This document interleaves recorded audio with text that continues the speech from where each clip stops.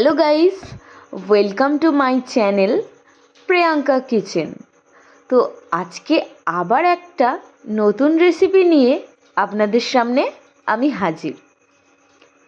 তো আজকে আমি কি রান্না করেছি পুরো ভিডিওটা স্কিপ না করে সম্পূর্ণ দেখার জন্য আপনাদের সকলের কাছে একটা অনুরোধ রইল। তো আজকে আমি কি নতুন রেসিপি নিয়ে এসেছি সেটা হলো ডিমের কোরমা। খেতে ভীষণই সুস্বাদু আর ততটাই সুন্দর দেখতে, বেশ হোয়াইট হোয়াইট, আর ঝামেলাও কম রান্না করা। তো চলে আসো, প্রসেসটা দেখা যাক।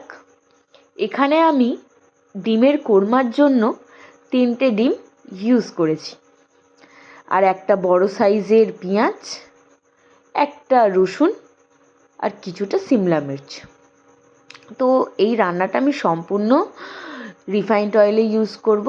তো প্রথমে আমরা একটা গ্রেভি বানিয়ে নেব। তার জন্য আমাদের কি কি প্রয়োজন, আমি এখানে বাদাম ইউজ করেছি, রসুন আর পেঁয়াজ। আপনারা এখানে কাজু বাদামও ইউজ করতে পারো, বাট এখানে আমি নর্মাল বাদাম ইউজ করেছি। এখানে আমি ভালো করে ডিমগুলোকে একটু ভেজে নেব।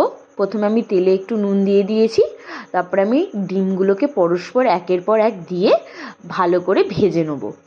এখানে আমি একটু ডিমগুলোকে বেশ লাল লাল করে ভেজে নিয়েছিলাম। ব্যাস্ট, এখানে আমি পেস্টটা বানিয়ে নেব যেইটা আমি ভেজে রেখেছিলাম।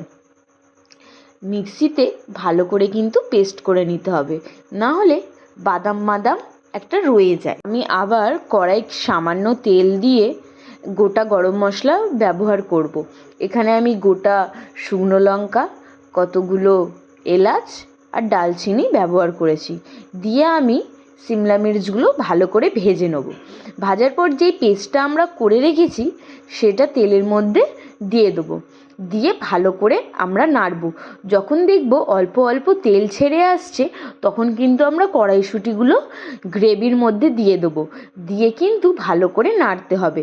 তারপরে এখানে আমি সব গুঁড়ো মশলা ব্যবহার করেছি, ধনে গুঁড়ো, জিরে গুঁড়ো, আর ঝালের জন্য এখানে আমি একটু গোলমরিচ গুঁড়ো ব্যবহার করেছি। তোমরা ঝাল না খেলে গোলমরিচ গুঁড়ো না দিতে পারো।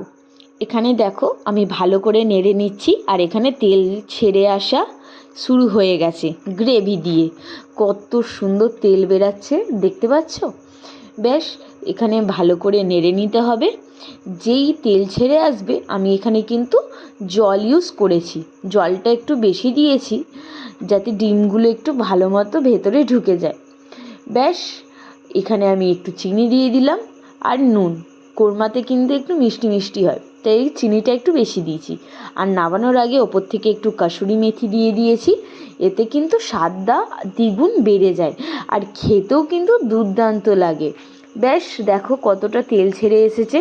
তরকারি দিয়ে কিন্তু তেল ছেড়ে আসলে তোমরা পরে তেলটা তুলে নিতে পারো, সেইটা কিন্তু অন্য রান্নাতে কাজে লেগে যাবে, আর তার তেলের স্বাদটা আরও দ্বিগুণ বেড়ে যায়।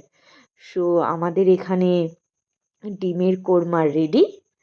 তো কার কার এই রেসিপিটা ভালো লাগলো অবশ্যই আমাকে কমেন্টে জানাও, আর কারা কারা এর আগে ডিমের কোরমা খেয়েছো অবশ্যই আমাকে জানাবে। ভালো লাগলে অবশ্যই চ্যানেলটা সাবস্ক্রাইব করে পাশে থাকবে। ভিডিওটি স্কিপ না করে সম্পূর্ণ দেখার জন্য অনেক ধন্যবাদ রইল। পরের ভিডিওতে আবার দেখা হচ্ছে, বাই।